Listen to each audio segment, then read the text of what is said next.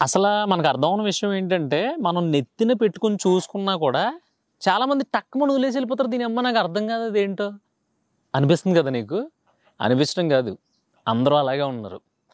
ఎందుకంటే నువ్వున్నంత ఖాళీగా, లేదంటే నువ్వున్నంత ఎమోషనల్‌గా, లేదంటే నీకున్నంత ఎఫెక్షన్ ఇక్కడ ఎవ్వడికి లేదు. ప్రతి ఒక్కడు అరే! ఎన్ని రోజులు బ్రతుకుతానురా దీని అమ్మ ఇక్కడ కూడా నమ్మకాలో, లేదంటే చేదస్తాలు ఇయన్నీ ఎందుకే ఒక్కలే మోసం చేస్తే ఏమైంది ఇప్పుడు? అంటే ఇప్పుడేమి మనమేమి మొత్తానికి చంపేయలేదు కదా మనిషిని. జస్ట్ మోసం చేసాం అంతే. అంటే ఏంటి కొన్ని రోజులు తిరిగి, కొన్ని రోజులు వాడుకు దొబ్బి, కొన్ని రోజులు నువ్వు లేక నేను లేనని చెప్పేసి వదిలేసి వెళ్ళిపోయాం. ఏమైంది ఇప్పుడు? మనకి మనోడు సెట్ అవ్వడో, ఏదో అంత చిన్న ఇన్‌కమ్‌తో మనం అడ్జస్ట్ అవ్వలేమని చెప్పి, మనకెవడో మంచోడు తగిలి, సరైనోడు తగిలాడని మనం పోయాం. ఆ మాత్రం దానికి మన గురించి ఆడేం చచ్చిపోలేదు కదా! మన గురించి ప్రాణాలు తీసేసుకోలేదు కదా! మన గురించి ఆళ్ళ కుటుంబం రోడ్డున పడిపోలేదు కదా! అని చెప్పి అనుకునేది ఆళ్ళ కాన్సెప్ట్. కానీ ఆళ్ళకి తెలియందేంటంటే, ఒక మనిషి ఇక లైఫ్‌లో అన్నీ తనే అనుకున్న తర్వాత వదిలేసి ఎళ్ళిపోతే, అది చావు కంటే దారుణంగా ఉంటది. నరకానికంటే ఘోరంగా ఉంటదని ఆళ్ళకి తెలీదు. ఎందుకంటే ఆళ్ళు నీలాంటోళ్ళు కాదు కదా! ఆళ్ళకి కావాల్సింది డబ్బు, కంఫర్ట్ జోను. బాబోయ్! ఇయన్నీ మనకెందుకు లేరా యమ్మ. ఇప్పుడు ఈడే దరిద్రాల్లో ఉన్నాడు. ఈళ్ళ దరిద్రాల్లోకి మనం కూడా దూరి, మనం కూడా దరిద్రాలు అనుభవించి పంచేసుకునే అంత గొప్ప ప్రేమ నాదైతే కాదు అని చెప్పి వాళ్ళు క్లారిటీగానే ఉన్నారు. కాకపోతే నీ దిక్కుమాలిన బుర్రకు అర్థం ఉందేంటంటే నీకే చెప్పేది. నాకైతే కొట్టాలనిపిస్తుంది. ఈరోజు లొకేషన్ మార్చింది కూడా ఈ టాపిక్‌ని 4 గోడల మధ్యలో చేస్తే బుర్ర పాడైపోద్దని చెప్పేసి ఇలా కొంచెం పచ్చదనంగా ఉన్న చోటకొచ్చి చేస్తే నేను కూడా కొంచెం కంట్రోల్‌గా మాట్లాడతాను. లేదంటే బూతులయ్యి వచ్చేసి నన్ను తిట్టుకుంటారని చెప్పి ఇక్కడికొచ్చా. వాళ్ళు కరెక్ట్‌గానే ఉన్నారు కదా! వాళ్ళ ఆట ఆళ్ళు ఆడుకున్నారు. అంటే ఆళ్ళే పంటలేసుకున్నారు, ఆళ్ళే ఓడిపోయారు, ఆళ్ళే పంట అయిపోయారు, వెళ్ళిపోయారు మన జీవితంలో నుంచి. ఎందుకంటే ఆళ్ళకి ఇవన్నీ చిన్న చిన్న ఈజియెస్ట్ థింగ్స్ అనమాట. అంటే అలా నాకు తెలిసి ఒక టూర్‌కెళ్ళొచ్చి అక్కడ ఉండే అందాలన్నీ చూసేసి ఫోటోలు తీసేసుకొని, ఆ రోజుకి స్టేటస్‌లో పెట్టేసుకొని, అసలు ఇలాంటి దాన్ని లైఫ్‌లో మర్చిపోలేను అని చెప్పి పోస్ట్ చేసేసి, మళ్ళీ ఇంటికొచ్చిన తర్వాత ఆళ్ళ పనిలో ఆళ్ళు పడిపోతారు కదా! అలాగా ఆళ్ళకి నువ్వు ఒక చిన్న టూరిస్ట్ ప్లేస్. రేపొద్దున్న నీకంటే గొప్పగా ఇంకొక టూరిస్ట్ ప్లేస్ కనిపించిందనుకో, దాన్ని కూడా అలాగే స్టేటస్‌లో పెట్టుకుంటారు. ఈ అమ్మ జీవితంలో ఇంతకంటే గొప్పది చూడలేదు అంటారు. మురిసిపోతారు, మర్చిపోతారు. సో, ఆళ్ళ ఆశకి, ఆళ్ళ ఇమాజినేషన్‌కి హద్దుండదు. అందుకే ఆళ్ళు నీ బతుకులోంచి పోయారు. నువ్వు నెత్తిన పెట్టుకొని ఉండొచ్చు. లేదంటే అసలు ఇలాంటి ఒక రోజొస్తది. అన్నీ అర్థం చేసుకున్నోళ్ళే మనల్ని వదిలేస్తారు అనే కాన్సెప్ట్ మన బతుకుల్లోకి వస్తదని అదొచ్చేదాకా తెలీదు. ఎందుకు తెలీదంటే మనందరం ఎర్రిబాగులోళ్ళం కాబట్టి. ఇక్కడ అందరూ పరిగెత్తేది కేవలం ఈరోజు ఏంటి అనే దానికోసం మాత్రమే పరిగెడుతున్నారు. అయ్యో! మోసం చేసేస్తే రేపొద్దున్న రోజు మనకు కూడా ఏమన్నా కర్మ వెంటాడుతదేమో, లేదంటే రేపొద్దున కూడా మనకి ఎలాంటి సిచ్యువేషన్ వస్తదేమో అనే భయాలు ఆళ్ళకి లేవు. ఎందుకంటే అదుండాలంటే సీము నెత్తురు అంటారు కదా! అదుండాలి. కరెక్ట్‌గా అది తెలియాలంటే మనమేంటి, మన వాల్యూ ఏంటనేది తెలియాలి. ఇలా హ్యాండ్ ఇచ్చి వెళ్ళిపోయేవోళ్ళు, లేదంటే ఇలాగా ఇష్టం వచ్చినట్టు మాటలనేసి అసలు ఒక కారణం లేకుండా వదిలిపెట్టేసేవాళ్ళందరూ ఈరోజు బాగుండొచ్చు గాక, రేపన్న రోజు ఒక రోజొస్తది. అది పెన్షన్ తీసుకునే టైంలో రావచ్చు, ఒక 50 సంవత్సరాల తర్వాత రావచ్చు, 45 సంవత్సరాల తర్వాత రావచ్చు. ఒక రోజు వస్తది బాసు నేను చెప్తున్నాను. ఆ రోజు వచ్చినప్పుడు మాత్రం ఖచ్చితంగా నీకు చేసిన మోసాన్ని, నువ్వు చూసుకున్న ఆ మంచితనాన్ని, నువ్వు ఎంతైతే ఆశలు పెట్టుకున్నావో ఆ ఆశలన్నీ ఆళ్ళ కళ్ళ ముందు కనిపిస్తాయి. పోయే ముందు ఆ కళ్ళల్లో నువ్వు ఏదైతే బాధపడ్డావో ఆ బాధ ఆళ్ళకి కనిపిస్తది. ఆ బాధతోనే పోతారాళ్ళు. ఎందుకంటే ఈ రోజుల్లో ప్రీషియస్‌గా ఒక మనిషిని తనకి ఏం కావాలి, ఏం ఎక్స్‌పెక్ట్ చేస్తున్నారు, మనం ఎలా ఉంటే వాళ్ళకి నచ్చుతది అని అణిగిమణిగి ఉండేవాళ్ళు చాలా తక్కువ మందున్నారు. ఆ ఉన్న తక్కువ మందిని కూడా ఈ ఉన్న రొట్ట ఎక్కువ ఏదైతే ఉందో ఆళ్ళందరూ కలిపి సావదొబ్బి పడుకోబెట్టేస్తున్నారు ఆళ్ళని.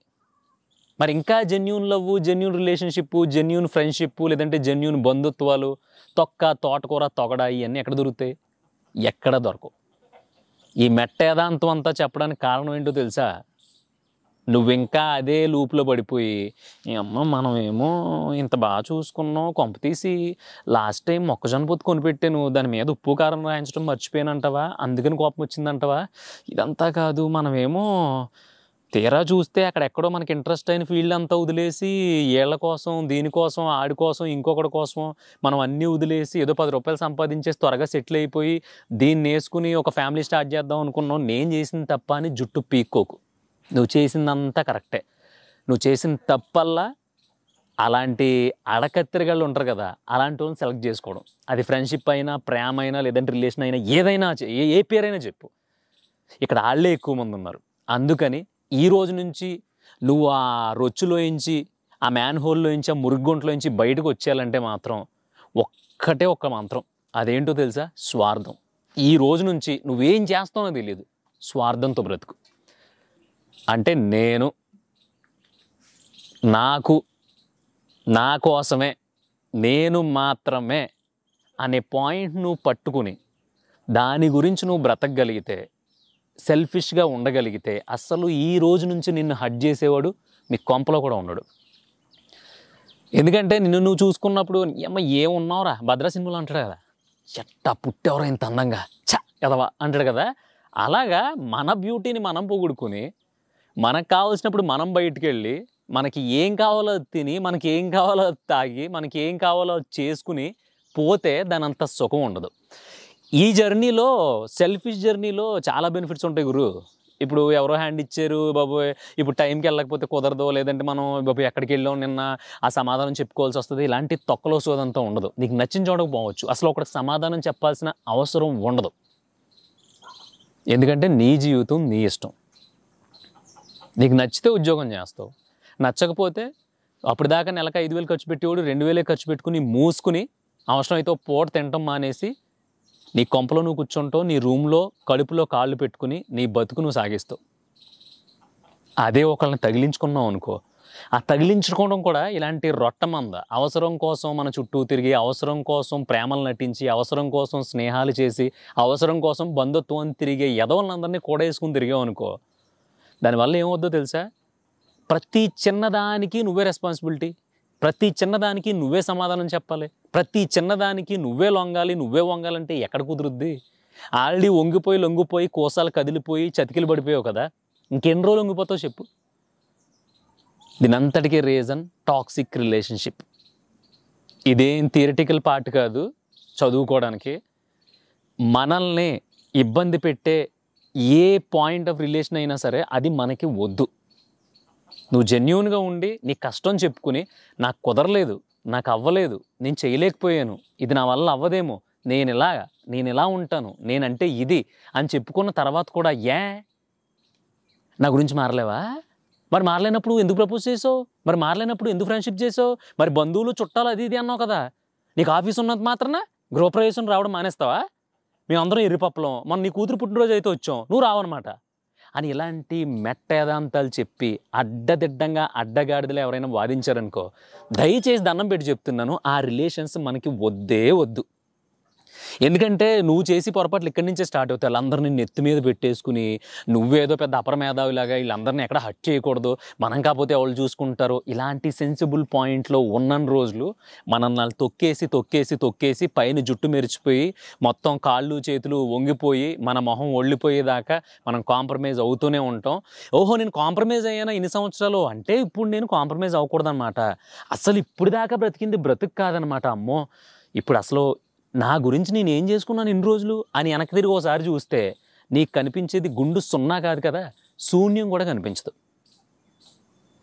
గడిచిపోవాల్సిన ఏజ్ అల్లా గడిచిపోద్ది, పోవాల్సిన టైం అల్లా పోయింది. అప్పుడు ఎప్పుడో నీ జ్ఞానోదయం అయితే ఎవరికి కావాలి? ఇప్పుడు ఈ క్షణం నీకు 25 సంవత్సరాలు అయ్యి ఉండొచ్చు, 30 సంవత్సరాలు అయ్యి 35 సంవత్సరాలు అయ్యి ఉండొచ్చు. కొద్దిగా మెలుగు తెచ్చుకో, కొంచెం కొంచెం కొంచెం కాన్షియస్ లాగి ఒక్కటి అద్దం ముందుకెళ్ళి నిన్ను నువ్వు గో మీద కొట్టుకో. ఎందుకు అవతల ఆనందం కోసం నువ్వు అబద్ధం చెప్తున్నావు? ఎందుకు వాళ్ళు వదిలిపోతారేమో అనే భయంతో ఓ బిక్కు బిక్కుమంట రోజు.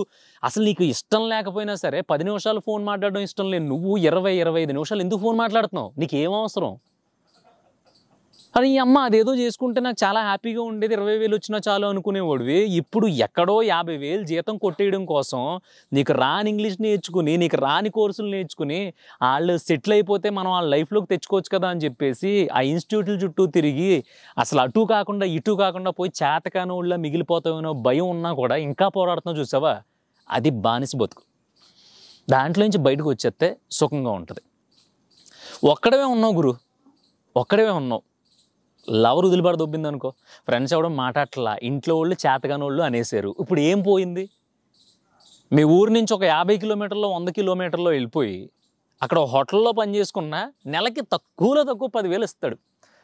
పొద్దున పూరి తినొచ్చు, మధ్యాహ్నం ఒక రకం ఫుడ్ తినొచ్చు, రాత్రి ఫాస్ట్ ఫుడ్ తినొచ్చు, నీ ఇష్టం వచ్చింది తినొచ్చు. మనిషి బరి తెగిస్తే, మనిషి బ్రతకాలనుకుంటే ఇలా బ్రతకొచ్చు. ఇక్కడ ఎవరిది తక్కువ బ్రతుకు కాదు, ఎవరిది ఎక్కువ బ్రతుకు కాదు. కానీ మనం మన లోపల ఇన్నర్ ఫీలింగ్స్ ఏ అయితే అవతలోళ్ళ కోసం చంపేసుకుంటామో ఆ బ్రతుకు మాత్రం ఖచ్చితంగా ఒక వరస్ట్ బ్రతుకు. ఒక్కసారి ఇమాజిన్ చేసుకో, అంతకుముందు ఎలా ఉండేవాడివి? కాలేజ్ నుంచి ఫ్రెష్గా ఉద్యోగంలో జాయిన్ అయినప్పుడు ఎంత ఫ్రీగా ఉన్నావు? నీ ప్రెజర్ అంతా ఓన్లీ నీ ఉద్యోగం గురించి అయ్యి ఉండేది. లేదంటే నీకు నచ్చిన పని చేసుకోవడానికి ఎలా వెళ్ళాలి, నాకు నచ్చిన ఫీల్డ్లోకి ఎలా వెళ్ళాలి, ఇలా ఉండేది నీ పరుగంతానే. ఇప్పుడు ఏమైపోయింది? అయ్య బాబు ఈరోజు ఏం చేసామో చెప్పకపోతే రేపొద్దున మాట్లాడదేమో, సారీ బంగారం, సారీ బుజ్జి, అదేంట్రా అలా అంటావు. ఈ భాగవతం ఒకవైపు. ఇంకోవైపు ఏమో నాన్న ఇది కాదు, ఇంకొంచెం టైం కావాలి సెటిల్ అవ్వడానికి, నేనేమో ఇప్పుడు పలానా చేద్దాం అనుకుంటున్నానని కొంపల వాళ్ళు ఒకవైపు. అసలు ఇవన్నీ ఎందుకు? నువ్వు ఎలా ఉన్నావో అలా ఉండు. నీ గురించి ఆటోమేటిక్గా అవతల వాళ్ళకి ఒక థాట్ వచ్చేస్తుంది. అప్పుడు నీతో ఉన్నోళ్ళు ఉంటారో, నిన్ను గెంటేసి వాళ్ళు గెంటేస్తారు, లేదంటే నీ లైఫ్ నుంచి పోయిన వాళ్ళు పోతారు. అంతేగాని వాళ్ళని ఎత్తిని పెట్టేసుకుని నువ్వు ఇరయ్యమని ఊరేగేసినంత మాత్రాన్న నిన్ను మినిమం దేకను కూడా దేకరు, గుర్తుపెట్టుకో. ఎందుకంటే ఇక్కడ ఎవరికి ఖాళీ లేదు. నేను చెప్తున్నాను కదా, కోవిడ్ లాంటిది వచ్చిన తర్వాత అందరి మైండ్ సెట్లు ఎలా ఉన్నాయో తెలుసా? ఈ అమ్మాయి ఎప్పుడు పోతామో తెలీదు, ఆ మాత్రం దానికి పెద్ద ఏదో నమ్మకాలు విశ్వాసాలు నువ్వు లేకనేలని ఇవన్నీ ఏంటి బాసు సరదాగా ఎంజాయ్ చేయకుండా అంటున్నారు. ఇక్కడ మనకి తగిలినోడు ప్రతి ఒక్కడు ఎదవా కాదు, మనకు తగిలినోళ్ళు ప్రతి ఒక్కళ్ళు మోసం చేశారు, మనకి తగిలినోళ్ళు ప్రతి ఒక్కళ్ళు ఒక్కడు కూడా మంచోళ్ళు లేకుండా పోలేదు. కానీ ఇవన్నీ నీకు అనవసరమైన సబ్జెక్టులు. నీ వరకు నువ్వు సెల్ఫిష్గానే ఉండు.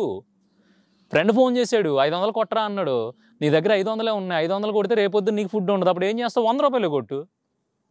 ఇంట్లో ఫోన్ చేశారు, అరే పెళ్లి సంబంధం వచ్చింది, ఇంకెంతకంటే పెళ్లి సంబంధం రాదు, ఆల్రెడీ నీ ముడ్డు కిందకి 32 వచ్చేసినాయి, మేము చేయలేము అన్నారు అనుకో, అప్పుడు నువ్వే క్యాల్కులేట్ చేసుకో. నీకు వచ్చి 30,000తో నువ్వు పెళ్లి చేసేసుకుని హైదరాబాద్ లాంటి సిటీలో కాపురాలు పెట్టేసి రెంటే కట్టగలవా? లేదంటే రేపు పొద్దున కడుపోకాలు వస్తే హాస్పిటల్ ఖర్చులే చూసుకుంటావా, పిల్లల్నే చూసుకుంటావా అనేది నీ పర్సనల్. చేసుకోవాలని లేదనుకో, పోషించలేననే నమ్మకం లేదనుకో, దాని అమ్మ పెళ్ళి రేపు పొద్దున అవ్వాలని ఉంటే ఇంకో సంవత్సరం అవుద్ది, ఏం కంగారు లేదు, చేసుకోనని చెప్పే. కొన్ని అట్లలో నిర్ణయాలు నగ్నంగా లేకపోతే రేపొద్దున నీ బట్టలు ఊడిపోతాయి, ముందరే చెప్తున్నా. అందుకని ఎవరో ఎక్కడో ఏదో చేసేసారని మనం నెత్తిన పెట్టేసుకుని పాదాభిషేకం చేసేసి, అసలు ప్రపంచంలో మనలా ప్రేమించే ప్రేమికుడు కానీ, మనలా స్నేహం చేసే స్నేహితుడు కానీ, లేదంటే మనలా మర్యాద చూపించే బంధుత్వం కానీ లేకపోయినా సరే ఇంకా మనల్ని పురుగుల్లా చూస్తున్నారో అనే డౌట్ వచ్చిందనుకో, నాకు నీరసం వచ్చింది. అందుకని ఇలాంటివన్నీ వదిలే. ఇవన్నీ కేవలం డ్రామాలు మాత్రమే. ఒక రంగస్థలం మీద ఉన్నాం, సరదాగా రంగస్థలం మీద పుట్టాము, పెరుగుతున్నాము. మనకు వచ్చిన నాటకం మనం జెన్యూన్గా వేసేస్తాం మానేసి, అంటే మనకి ఇచ్చిన రోల్ని మనం జెన్యూన్గా ప్లే చేయడం మానేసి, నీకు దేవుడు భీముడు వేషం ఇచ్చాడు, భీముడిలో బలవంతుడిలో ఉండు. అంతేగాని బలహీన పడిపోయి అందరికీ ఎలా లొంగిపోయావు అనుకో, నీకు ఇచ్చిన క్యారెక్టర్కి నువ్వు అన్యాయం చేస్తున్నట్టు. అంటే దేవుడు చెప్పిన రోల్ నువ్వు ప్లే చేయట్లేదన్నమాట. అబద్ధాలు చెప్తున్నావు, లొంగిపోతున్నావు. దేవుడు నిన్ను అలా ఉండమనలేదు కదా, ఒరే నువ్వు తెల్లగా ఉన్నావు, హైట్ ఉంటావు, బాగుంటావు, సో నీ పనేదో నువ్వు చేసుకో అన్నాడు. నీ పనేదో నువ్వు చేసుకో. అబద్ధాలు చెప్పి వాళ్ళని నెత్తుని పెట్టి నువ్వు ఊరేగి కాంప్రమైజ్లు అయిపోయి, తగ్గిపోయి, కుంగిపోయి భూమిలోకి వెళ్ళిపోమని ఎవడు చెప్పాడు? ఎవరిని నెత్తిన పెట్టుకోకు, ఇంక్లూడింగ్ తల్లిదండ్రులతో పాటు. ఎందుకంటే ఇక్కడ ఎవడో కలకాలం ఉండడు. జెన్యూన్గా మనం ఏంటి అనేది మనం బ్రతకగలిగితే మనతో ఉన్నోళ్ళు నలుగురైనా సరే వాళ్ళతో మనతో వాళ్ళు హ్యాపీగా ఉంటారు.